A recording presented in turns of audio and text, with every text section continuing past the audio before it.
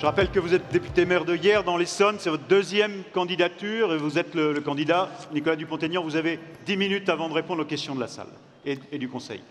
Merci. Merci, monsieur, merci, madame la présidente. Je voudrais avoir une pensée pour monsieur Belin. J'ai été en désaccord avec lui, mais c'était un homme de caractère et j'aime les personnes de caractère et je pense à lui car il a été un élément fort de votre organisation. Je voudrais vous rappeler, mais vous le savez, à quel point la situation de notre agriculture, de nos agriculteurs, est tragique. Qui accepterait pendant plusieurs années de travailler à perte? Qui accepterait dans une profession de voir autant de personnes, d'hommes et de femmes, être obligés de se suicider pour survivre ailleurs, tant leur peine est immense et leur désespoir grand? Qui accepterait d'avoir une profession où un tiers des agriculteurs gagnent moins de 300 € par mois? C'est insupportable, et c'est insupportable parce qu'on connaît les causes, parce que les congrès succèdent aux congrès, les salons succèdent aux salons. Et à chaque fois, ce sont les mêmes bonnes paroles, alors même que les mêmes mauvaises décisions sont prises. Une démission des gouvernements, une lâcheté des gouvernements, les mensonges permanents proférés ici, je ne l'accepte pas. Car vous le savez très bien, les agriculteurs ne peuvent pas vivre de leur travail, ou seulement une minorité. C'est de pire en pire. Ils sont coincés entre le marteau et l'enclume. D'un côté, une concurrence déloyale, qui est la conséquence de choix européens scandaleux, où la France s'est couchée face à ses partenaires. Et de l'autre, l'excès des normes, des charges, des bureaucraties. Entre les deux, il n'y a pas d'issue. Alors j'entends les beaux discours, compétitivité, investissement, modernisation, mais on entend ça depuis des années, et rien ne change, cela s'aggrave. Oui, il y a des causes. Ces causes, vous les connaissez par cœur. On savait que la suppression des quotas laitiers allait être une catastrophe pour les éleveurs français. On le savait. Et les deux gouvernements successifs les ont acceptés. Et on a vu la catastrophe. On sait très bien que la directive travailleurs détachés est inapplicable et organise au cœur de notre pays une concurrence déloyale insupportable. On le savait, ils le savaient. Et ils font semblant aujourd'hui de vous dire qu'ils vont la corriger, alors qu'ils ne feront rien puisqu'ils acceptent la loi de la majorité, c'est-à-dire qu'ils sont en minorité lors des conseils européens. On savait bien sûr que l'élargissement éternel, toujours plus large, allait être une catastrophe pour notre pays, mais ils l'ont signé. On savait que les accords de libre-échange avec des pays qui ne respectent pas nos règles, nos normes, ne pouvaient qu'introduire une concurrence déloyale. Et ils viennent de signer et d'accepter le CETA avec le Canada. Des milliers de tonnes de viande, me disait au Salon de l'Agriculture l'un de vos représentants, qui arrive 30% moins cher parce que, bien évidemment, bourré d'hormones et d'antibiotiques interdits dans notre pays. Alors moi, je veux bien qu'on continue ainsi. Chaque élection présidentielle, j'étais venu devant vous il y a 5 ans, entendre les mêmes belles paroles de gens qui sont soumis, qui ont abandonné le pouvoir à des personnalités non élues qui gouvernent à leur place. Le choix est très simple. Soit vous continuez à faire semblant, à mendier de timides ajustements auprès de vos maîtres à Bruxelles, en faisant croire aux agriculteurs que c'est l'Europe. Mais cela n'a rien à voir avec l'Europe. L'Europe, c'était la réconciliation, c'était une belle idée, c'était l'idée du progrès humain. Cela n'a rien à voir avec cette concurrence déloyale, cette disparition de ce qui fait notre pays, nos pays, car vous savez, et vous le savez bien, les autres souffrent autant. Soit on reprend son destin en main. Alors oui, je suis candidat, moi, pour reprendre le destin de la France en main et pour arrêter d'avoir à l'Élysée des présidents de Länder, c'est-à-dire des personnalités qui commentent les décisions qui sont prises par leurs pairs et qui se font battre en arbitrage à Bruxelles puisqu'ils ont accepté la loi de la majorité dans une Europe à 28 où nous sommes minoritaires dans l'idée de défendre une agriculture forte. Pour autant, faut-il tout jeter? Non. Pour autant, faut-il ne plus être européen? Ce serait absurde. Alors oui, je propose, je crois, la seule voie raisonnable, celle d'un patriotisme de bon sens, qui repose pour l'agriculture sur 3 grands axes simples. D'abord, soit nous retrouvons l'esprit de la PAC, soit nous devons partir et mettre en place une politique nationale. Je veux laisser une dernière chance au système de se réformer, c'est-à-dire je veux entamer une négociation pour retrouver l'esprit de la PAC. Mais nos partenaires sauront, et je suis d'ailleurs le seul à avoir rédigé un traité alternatif européen, nos partenaires sauront que s'il n'y a pas accord, la France claquera la porte comme la Grande-Bretagne. C'est cette seule menace qui les fera évoluer, sinon vous n'obtiendrez rien. Alors cela veut dire quoi? Cela veut dire instaurer une exception agricole à l'OMC. Cela veut dire renouer avec les 3 volets fondateurs de la PAC, préférence communautaire, prix garanti, quotas. Cela veut dire maintenir pour les prix garantis sur certaines productions des tunnels, prix maximum, prix minimum, des organisations de marché. Cela veut dire refuser les traités de libre-échange scandaleux qui nous tuent à petit feu. Cela veut dire, bien évidemment, ne plus appliquer d'autorité la directive travailleurs détachés du jour de l'élection présidentielle. On ne peut pas continuer comme cela. Ce n'est plus possible. Une fois qu'on a tapé du poing sur la table à Bruxelles, comme l'avait fait d'ailleurs le général de Gaulle, car la PAC est née quand même de la chaise vide, c'est-à-dire d'un président français qui savait ce qu'il voulait. Si nos partenaires ne veulent pas, n'ayez pas peur. J'entends souvent beaucoup d'agriculteurs, quand je visite des fermes, me dire « Mais monsieur Dupont-Aignan, l'argent vient de Bruxelles. » Ah non, non. D'ailleurs, je récupérerai l'excédent français pour le donner aux retraités français qui ont des retraites de misère, les 8 milliards d'euros. Il faut maintenant cesser de subventionner nos concurrents. Nous subventionnons nos concurrents. C'est ahurissant, qui peuvent baisser les charges et envoyer leurs travailleurs détachés. Et nous payons des RSA ou nous payons des allocations parce que nous avons subventionné ceux qui nous tuent à petit feu. Mais pour autant, tout n'est pas que l'Europe. Il faut bien évidemment totalement réorienter la construction européenne et engager le bras de fer avant de disparaître. Et d'ailleurs, ce n'est pas seulement la France qui disparaît, c'est l'ensemble des peuples européens qui ne supportent plus cette construction inhumaine, qui détruit nos valeurs, notre civilisation. Mais il faut aussi, bien évidemment, prendre des mesures nationales.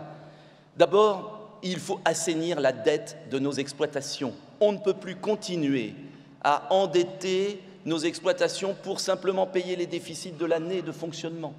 Or, vous le savez, c'est ce qui est fait aujourd'hui. Cela veut dire aussi mon fonds de relocalisation que je prévois pour l'ensemble des activités installées dans notre pays, 10 milliards d'euros par an à l'activité bien sûr industrielle, de services, mais aussi agricole, pour aider nos exploitations à se moderniser rapidement et éviter ainsi l'endettement qui les pénalise. Cela veut dire bien sûr s'opposer à la vente de nos terres agricoles à des puissances étrangères. Cela veut dire supprimer les cotisations sociales agricoles et les remplacer par une petite taxe sur la grande distribution. Ce ne serait que justice. Et cela permettrait d'alléger notamment tous les producteurs de fruits, de légumes, qui aujourd'hui vivent des difficultés considérables. Cela veut dire aussi mettre fin à l'accumulation des normes absurdes, la surinterprétation par les services qui confinent au délire intégral et qui découragent encore plus nos agriculteurs. Mais il y a aussi, enfin, un troisième volet qui me paraît important. Je ne suis pas pour revenir à une économie collectiviste. Je crois au contraire que l'agriculture française a pu se moderniser de manière exceptionnelle au cours de l'après-PAC, au moment où il y a eu cette bonne PAC, parce qu'il y avait à la fois une organisation de marché protectrice et en même temps des incitations à changer, à se renouveler. Les goûts du consommateur changent. L'alimentation va être au cœur de notre pacte de santé publique. Il faut donc obligatoirement qu'aussi notre agriculture s'adapte au goût des consommateurs. Est-il normal que dans notre pays, on soit importateur de bio et que l'on ne contrôle pas d'ailleurs les produits bio qui rentrent sur notre sol et qui sont parfois de moindre qualité que vos produits qui ne sont pas bio, ce qui est assez pittoresque. privilégier les circuits courts, bien évidemment, faire en sorte que les cantines publiques s'approvisionnent à 75% en France, selon ma mesure sur tous les achats publics, qui devront acheter français à 75% au minimum. Et puis, d'une manière générale, revoir les relations avec la grande distribution. On ne peut pas continuer comme cela. Voilà en gros les 3 grandes orientations. Changer le fonctionnement de l'Europe ou s'en aller, clairement pour reconstruire une politique nationale, aider nos agriculteurs à alléger leurs charges, et puis anticiper la consommation, les goûts des consommateurs. Merci de votre attention. Merci Nicolas Dupont-Aignan. Alors, on enchaîne avec les questions. Alors, je me tourne vers les questions de la salle. Je voudrais qu'on les affiche, s'il vous plaît. Je vais commencer par des questions d'abord qui viennent de la salle. Vous l'avez en partie évoqué, mais il y a une question sur votre projet pour la future PAC. La dignité, oui, mais comment? Dans un pays qui a laissé les clés du commerce à la grande distribution. Eh bien, puisque vous avez conclu par ça, et puisque c'est la question de la salle, peut-être démarrer par cette question, si vous voulez bien. La grande distribution. La grande distribution, vous le savez, c'est un problème déjà de multiplication des surface. La surface minimum a été relevée à 1000 m² pour des autorisations. Je veux la redescendre à 300 m². Premier point, mais au-delà de ça, vous le savez, ce sont les centrales d'achat. Et tant qu'on n'établira pas un partenariat très fort avec un contrôle, pas seulement de la grande distribution, aussi des industriels, parce que c'est un jeu à 3. Et dans le jeu à 3, vous le savez, ce sont les agriculteurs qui sont totalement exterminés. Alors cela veut dire un contrôle par l'État, oui. Et s'il le faut, il faudra légiférer, notamment sur certains prix. Il n'y a pas d'autre solution. Ils ne comprennent que la force. C'est comme à Bruxelles. Et la vraie question, c'est de savoir si vous avez des gouvernements qui, à un moment, osent des mesures coercitives. Si vous n'osez pas des mesures coercitives, vous n'aurez rien, et on se reverra dans 5 ans avec les mêmes discours, mais il y aura eu encore beaucoup de dégâts. Alors, il y avait une question. Est-ce qu'à la cantine de Yerres, votre commune, est-ce qu'on consomme des produits locaux? Alors Yerres, c'est pas dans le Var, ma ville, c'est YE2RES, dans l'Essonne. C'est pas hier comme on l'a écrit là. C'est pas grave. Dont acte. C'est pas grave, oui. Et j'ai dû me battre beaucoup. J'ai des producteurs à côté, sur le plateau Briard. J'ai dû me battre personnellement pour pouvoir faire en sorte que les carottes et les pommes de terre soient livrées à la société de restauration scolaire. Oui, nous avons mis en place les circuits courts. Mais je voudrais dire une chose. Si on ne change pas les règles du jeu, notamment sur l'obligation d'acheter français, ça veut dire changer les règles européennes et s'asseoir dessus, pour être clair, on n'y arrivera pas, parce que les maires, nous sommes obligés de respecter les lois. Et nous avons la direction des fraudes qui assiste à nos commissions d'appel d'offres. Et donc, à un moment, il faut changer les règles. Et qu'on ne me dise pas que ce n'est pas moderne, que ce n'est pas la mondialisation. Je remarque que tous les pays hors Union européenne fonctionnent très bien. Sont dans le monde. Vous allez à Singapour, vous allez au Japon, vous allez en Corée du Sud, vous allez aux États-Unis, vous allez en Russie, vous allez partout. Il y a du libre-échange et il y a la défense des intérêts nationaux. Et tant qu'on n'aura pas compris ça, notre pays partira à volo. Et il y aura une révolution, parce qu'il y a un moment, quand le suffrage ne suffira pas, les gens iront dans la rue. Et c'est pourquoi cette élection est fondamentale. Alors, une relance de Christiane Lambert. Monsieur Dupont-Aignan, nous sommes d'accord sur un grand plan de modernisation et sur la non-surtransposition des normes. Le cœur de votre projet réside quand même au niveau européen. Est-ce que vous pourriez préciser ce que vous voulez dire par l'affirmation « soit retrouver l'esprit de la PAC, soit partir ». Concrètement, qu'est-ce que vous allez proposer, demander, exiger? Concrètement, le retour des prix garantis, le retour des quotas. Parce que vous ne pouvez pas gérer le lait, sauf à considérer qu'on va devenir importateur de lait, qu'il n'y aura plus assez d'éleveurs dans notre pays. Puis après, l'industrie agroalimentaire vous dira « on ne va pas produire des yaourts en Bretagne ou en Normandie, on va les produire en Pologne ». C'est tellement plus simple.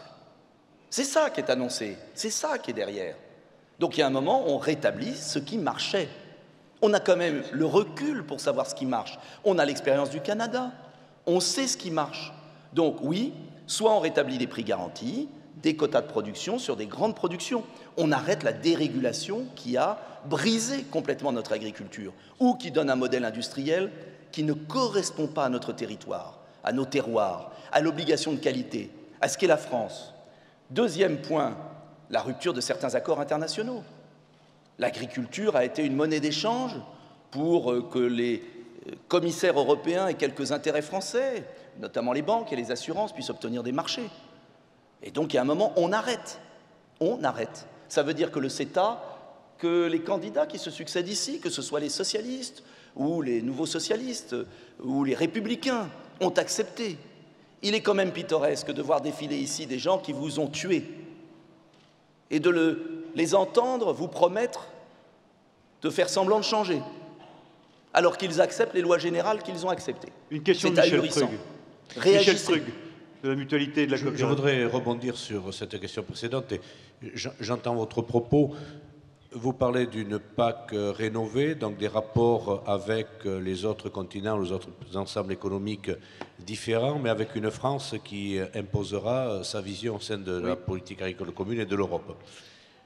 Dans nos productions agricoles, et ici il y a beaucoup de représentants de ces producteurs, nous avons des productions à très forte valeur ajoutée qui s'exportent bien et nous souffrons sur un certain nombre de productions qui sont en confrontation, effectivement liées à des coûts de production différents sur notre territoire. Pensez-vous pouvoir résister derrière aux pressions qui seront exercées dans les négociations internationales face aux produits qui se portent très bien à l'exportation et qui seront la monnaie d'échange? Comment voyez-vous cette négociation? La négociation, aujourd'hui, elle est totalement bloquée. C'est-à-dire qu'on cède en rase campagne, en permanence, sur tous les marchés, puisque ceux qui négocient en votre nom vous trahissent. Je ne parle pas des hommes politiques français, je parle des négociateurs européens. Donc de toute façon, ça ne peut être que profitable. J'ajoute que ce qu'on ne comprend pas, c'est que les pays, dans la mondialisation, se défendent tous, que ce soit d'ailleurs les États-Unis ou le Canada, le Japon. Il y a une confusion qui est faite, fondamentale, depuis des années en France, entre la mondialisation et l'européanisation. D'ailleurs, les commissaires de Bruxelles ont été pris à leur propre piège. L'Europe avait un intérêt quand il y avait un tarif extérieur douanier commun, mais à partir du moment où on a supprimé toutes les barrières douanières avec le reste du monde, le fait de ne plus céder aux oukases des commissaires européens ne changera absolument rien pour vendre vos produits au Japon ou aux États-Unis. Absolument rien, puisque vous n'obtenez de toute façon rien avec cette organisation. Alors, question qui vient de la salle, le principe de précaution, dans un contexte où il bloque parfois l'innovation et l'activité des agriculteurs. Il y a une question aussi sur la TVA sociale tout à l'heure. Est-ce que vous êtes favorable, c'est un des souhaits exprimés par le Conseil de l'agriculture française, à une TVA sociale? Non, je ne suis pas favorable à l'augmentation des impôts sur les Français. Je sais que certains veulent augmenter la TVA. Je pense qu'on a assez d'impôts aujourd'hui. En revanche, je suis favorable, je vous l'ai dit, à une baisse des charges, c'est-à-dire le transfert du CICE sur les charges sociales. Je suis favorable à une division par 2 de l'impôt sur les sociétés et les différents impôts sur les bénéfices pour les investissements en France. Je veux donner, d'une manière générale, et pas seulement pour l'agriculture, un bonus fiscal considérable à ceux qui produisent en France et qui font le choix de la France. Division par 2 de l'impôt sur les sociétés. Je voudrais aussi, à travers la réservation de 75% des marchés publics aux productions françaises, donner un coup d'accélérateur considérable à la relocalisation des activités. C'est la seule solution. Le principe de précaution, alors? Le principe de précaution, tout le monde est pour le principe de précaution, sauf quand ça le concerne. Et le problème, c'est l'interprétation du principe de précaution, où on a été beaucoup trop loin, vous le savez. Et on a été trop loin, notamment sur un point qui est la recherche. Il est ahurissant de se dire qu'on est revenu au Moyen-Âge, où on a peur, on ne recherche plus parce qu'on a peur des conséquences hypothétiques de la recherche. Mais comme on ne sait pas ce qu'on va trouver, avouez que c'est une affaire complètement délirante qui a envahi l'esprit public. Alors, oui au principe de précaution, moi je ne vais pas vous mentir, oui au principe de précaution quand on n'a pas de recul sur certains produits, non au principe de précaution comme blocage de la recherche, parce que c'est par la recherche qu'on aura de nouvelles frontières, notamment environnementales. Et on peut concilier environnement et agriculture justement par la recherche. Et donc je considère que le principe de précaution doit être encadré avec du bon sens. Mais je ne le jetterai pas à la poubelle. Merci. Claude Cochonneau des Chambres d'agriculture. Oui, vous semblez sensible aux problématiques de la ruralité. Vous êtes élu local en plus. Comment envisagez-vous un meilleur équilibre territorial en matière de réseau, en matière de services publics? Alors, j'ai une position très tranchée que j'ai développée devant l'Association des maires de France. Je suis pour la suppression des conseils régionaux. Je suis pour l'articulation entre les communes, l'annulation de la loi NOTRe qui fait des intercommunalités gigantesques, bureaucratiques, qui vont recruter des fonctionnaires à la place des élus et que ça coûtera beaucoup plus cher. Et je suis pour une articulation autour de départements qui sont les seuls qui peuvent faire de la péréquation au sein des territoires. Je ne supprime pas pour autant les régions. mais il suffit de réunir autour d'une table les présidents de conseils départementaux, les préfets de département et le préfet de région, pour que les grandes infrastructures publiques soient décidées à parité entre l'État et les présidents de département. Cela gagnera beaucoup d'argent, évitera beaucoup de circuits. Parallèlement, je veux renouer avec une politique d'aménagement du territoire. Une politique d'aménagement du territoire, c'est quoi? C'est la reprise en main des grands services publics par l'État. Il est temps que ce soit l'État qui, notamment, mette au pas certains opérateurs de téléphonie pour que le haut débit commence par les petites villes moyennes et les campagnes. C'est une occasion historique de permettre le retour vers le monde rural. Le haut débit est une chance historique, je l'ai fait dans ma ville. C'est une modification complète des comportements, le très haut débit Internet. C'est une chance, on peut tout à fait le développer. 3 milliards qu'on demande au département. On peut développer et annuler en revanche des projets complètement fous comme le Lyon-Turin qui coûte 25 milliards d'euros alors que le tunnel du Fréjus est déjà aux 3/4 vide. Question. Dernier point, sur les services publics, il faut arrêter la destruction des services publics et reprendre en main les services publics. Il est normal que la SNCF soit déficitaire sur certaines liaisons. Il est normal que certains hôpitaux perdent de l'argent dans certains endroits. En revanche, il faut veiller à des regroupements intelligents, mais il faut cesser cette privatisation qui date d'ailleurs du traité de Barcelone 2002, qui supprime la péréquation nationale et qui fait que, si on continue comme ça, nous aurons 13 métropoles, ou 15 métropoles, ou 20 métropoles, et des déserts autour qui crèvent. Question de Jérémy Deserge, des jeunes agriculteurs. Monsieur Dupont-Aignan, j'ai posé une question sur les retraites agricoles tout à l'heure à un de vos concurrents. Vous avez parlé de comment vous pourriez peut-être du coup revaloriser les retraites. Donc moi je vous poserai plutôt une question pour les jeunes agriculteurs. Comment souhaitez-vous et qu'est-ce que vous imaginez faire pour continuer d'accompagner les porteurs de projets en agriculture financièrement mais aussi humainement en termes de formation? D'abord, il y a une bonne nouvelle, parce qu'il y a des mauvaises nouvelles parce qu'on est mal dirigé, mais il y a un potentiel extraordinaire. Et je lisais récemment que beaucoup de jeunes veulent devenir agriculteurs. Il y a un amour de ce métier. Il y a un dévouement exceptionnel, d'ailleurs, pour supporter de telles conditions. Il faut qu'il y ait une passion. Et donc, je ne suis pas inquiet sur la suite. Mais vous n'aurez pas de jeunes agriculteurs si leurs parents ne peuvent même pas vivre avec leurs revenus. Vous n'aurez plus de jeunes agriculteurs s'ils voient ce qui se passe aujourd'hui, s'ils n'ont pas un peu d'assurance sur le long terme. Et donc l'enjeu, j'ai aucun souci sur la formation, nous avons des bonnes formations, vous avez des organisations remarquables de jeunes agriculteurs, on peut tout à fait améliorer les prêts, on peut améliorer le suivi, mais je ne suis pas inquiet là-dessus. La vraie question, comment demander à un jeune de prendre en charge une exploitation, d'investir, alors même qu'il est coincé entre cette concurrence déloyale et des normes absurdes, la grande distribution, les industriels, qui ne veulent même pas publier leurs comptes, le scandale de Lactalis. Il y a un moment, il faut réagir. Vous ne pouvez redonner un espoir à la jeunesse que si la jeunesse a le sentiment que ses dirigeants savent où ils vont et où ils mènent la France. Et donc, si on renégocie la PAC ou si on retrouve une PAC nationale, je préférerais la première hypothèse, mais je n'exclus en rien la seconde, eh bien, nous aurons, vous le verrez, beaucoup de jeunes qui voudront retrouver l'agriculture et pas seulement des enfants d'agriculteurs. Je suis toujours impressionné quand je visite des exploitations de voir le nombre aussi de jeunes qui veulent renouer avec ce métier, j'allais dire, cette passion extraordinaire. Alors, est-ce que vous êtes arrivé au bout de votre temps, Nicolas Dupont-Aignan? Est-ce que vous voulez, en quelques mots, conclure votre intervention devant le monde agricole? Vous savez, c'est une conclusion grave, parce que ça fait un certain temps que je suis député, ça fait un certain temps que j'entends des discours, que plus aucun Français ne croit ces discours, puisque ces discours sont totalement déconnectés de la réalité, que ces discours sont des mensonges vivants, puisque la vraie question est de savoir si les Français veulent continuer à souffrir avec ceux qui ont abîmé le pays depuis 20 ans. Et la deuxième question qui est fondamentale, c'est de savoir par qui ils veulent les remplacer, pourquoi faire et comment. Je suis convaincu que l'offre que je propose est la bonne pour rompre, mais avec sérieux et avec un patriotisme réfléchi. Voilà le projet que je propose aux Français et donc aux agriculteurs qui sont avant tout français et qui aiment leur pays. Merci Nicolas Dupont-Aignan.